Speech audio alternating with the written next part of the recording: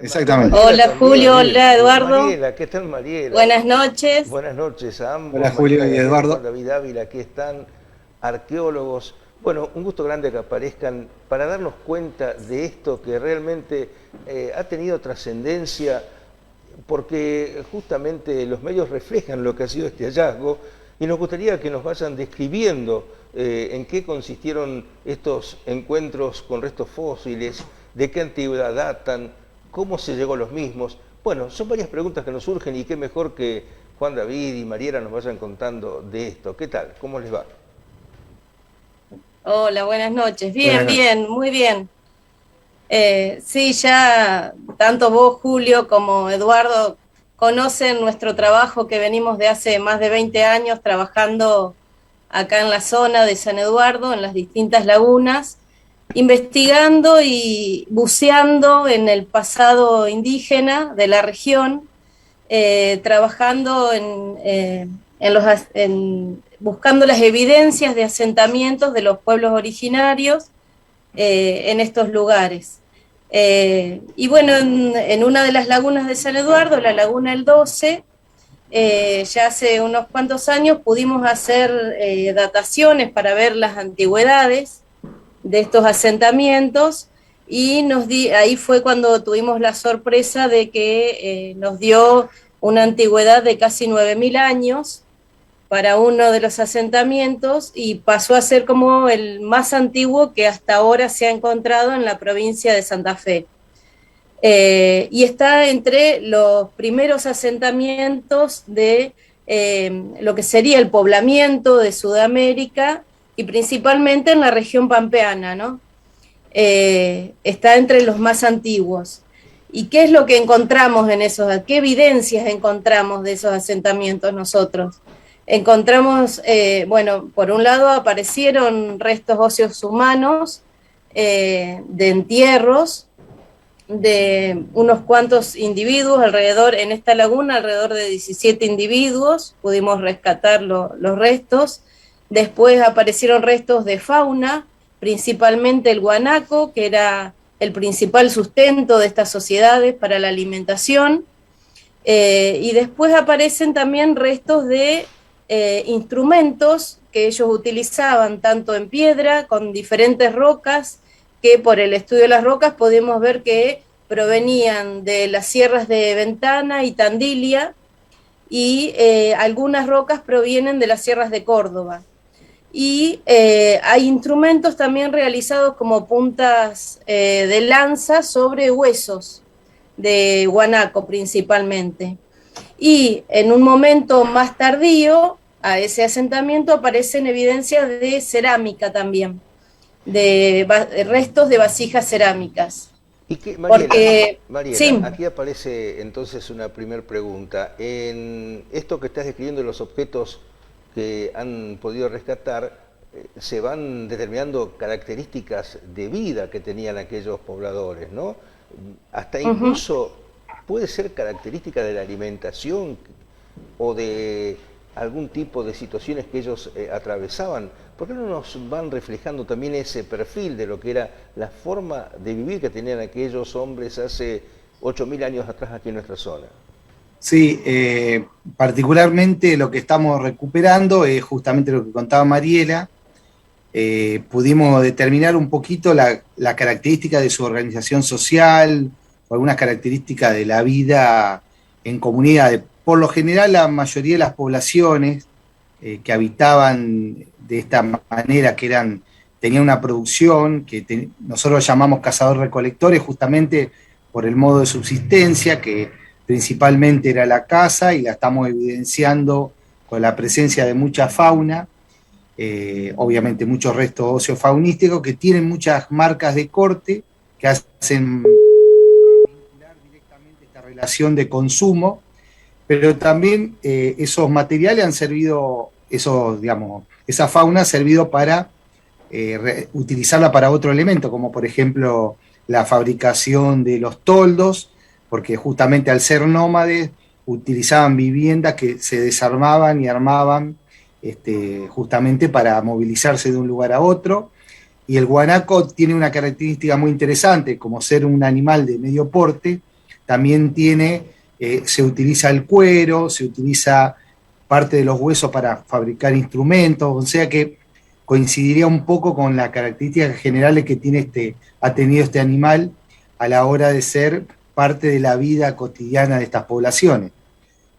Los instrumentos también que aparecen están relacionados obviamente con la caza, aparecen puntas de proyectiles hechas en rocas, pero también aparecen otros elementos que son manufacturados para procesar estos materiales, como ser raspadores, cuchillos, raederas hechas en rocas la procedencia podrían venir principalmente de la sierra de Tandil, alrededor de 450 kilómetros en línea recta de los sitios.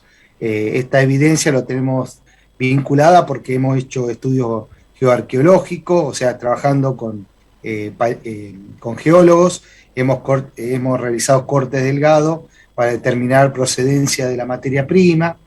También puede ser que procedan de las sierras de Córdoba para la manufactura de artefactos de molienda, que en términos generales son para manufacturar y procesar sustancias, no solamente de alimento, sino también colorantes para pinturas. Aparece mucho el color ocre, un rojizo, un mineral que era utilizado para justamente usarlo de pintura, en la cerámica, tal vez en la ropa y tal vez en el cuerpo. Entonces, esas características nos permiten entender un poquito que eran grupos, justamente nosotros llamamos dentro de la antropología familia extendida, eran grupos de alrededor de entre 20 y 30 personas que se movían en una familia extendida hacia distintos lugares, que en este caso en el sur de Santa Fe, en el actual sur de Santa Fe, eran en los ambientes lagunares, que se iban moviendo de una región a otra, no solamente para tener que ver con los cambios estacionales y a su vez los cambios que iban siguiendo algunos tipos de animales para consumir, sino también vinculado a las relaciones intergrupales que tenían ellos con otros sectores de donde estaban habitando, principalmente región pampeana, actual, el litoral y el sector oeste de nuestro país. Así que esos elementos nos permiten un poquito entrever las características en términos vinculados a la subsistencia, pero en lo simbólico también vemos que esas lagunas tienen otras características que hacen a la forma de vida de los grupos. ¿Por qué? Porque evidentemente las lagunas han sido un reflejo de las características justamente de la importancia que han tenido estos pueblos a la hora de pensarse en un territorio llano, como puede ser la región pampeana, donde un marco tan importante como la bóveda celeste de noche reflejaba las estrellas y se reflejaban en el agua, y esa recurrencia se ve también reflejada en los entierros, porque los entierros también implican una futura recurrencia de esas poblaciones, digamos, donde sus muertos han sido enterrados y seguramente han tenido una vuelta a esos sectores. Y como dijo Mariela, lo estamos viendo porque a lo largo de miles de años, en este caso la laguna el 12 o las Lágrimas, otras lagunas que estamos trabajando, como hace poquito trabajamos en Melincué, dan cuenta de esa presencia milenaria de pueblo originario y que tiene otra característica muy interesante, que implica nosotros tomamos justamente a algunos autores en el aspecto teórico de cuando vamos construyendo esta forma de acercarnos al pasado, es una manera de interpretarla, justamente que los lugares con estas características se reconfiguran en el sentido de que son lugares que tienen una territorialidad, una ancestralidad, un lado sagrado de estos lugares que lo hacen justamente muy importantes.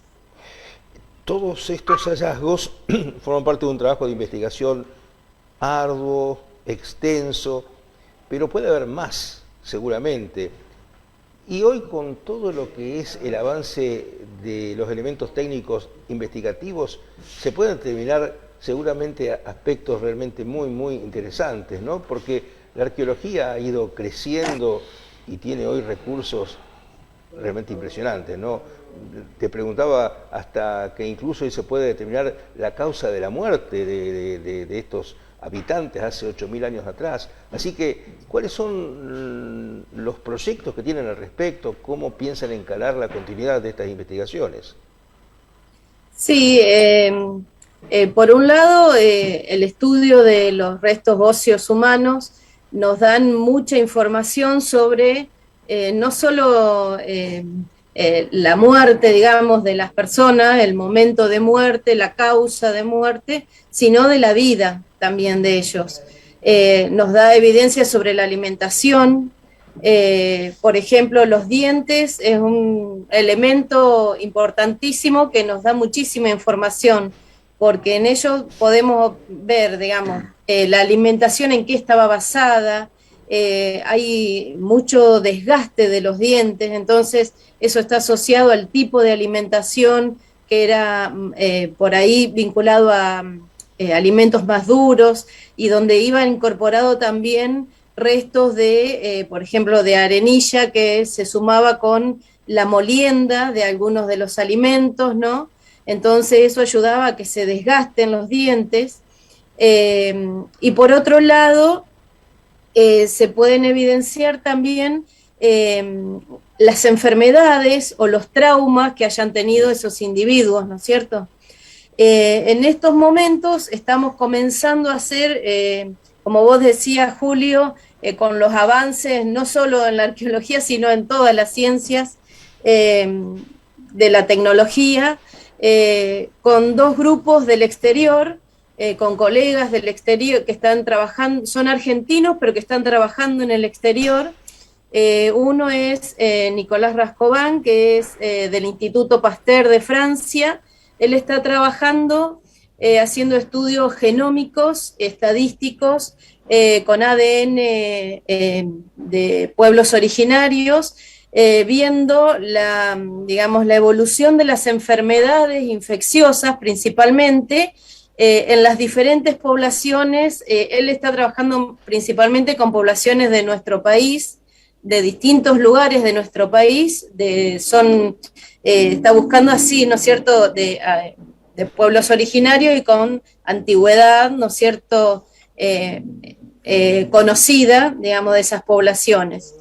Y por otro lado está Lumila Menéndez, que es otra colega que está en la Universidad de Bonn, en Alemania, y en la Universidad de Viena, en Austria, trabajando con lo que se llama morfometría ósea, que es a partir de cálculos estadísticos y mediciones específicas. Ella está trabajando con los cráneos humanos, que hace 20 días estuvo acá en Rosario tomando medidas y haciendo tomografías de cráneos de estos sitios que nosotros estamos trabajando acá en el sur de Santa Fe, y a partir de eso ella está viendo cómo fueron cambiando a través de los años la forma y el tamaño, digamos, de los cráneos, para ver, digamos, si hubo una adaptación al ambiente, en los diferentes ambientes, y cómo se vinculan las distintas poblaciones en Sudamérica,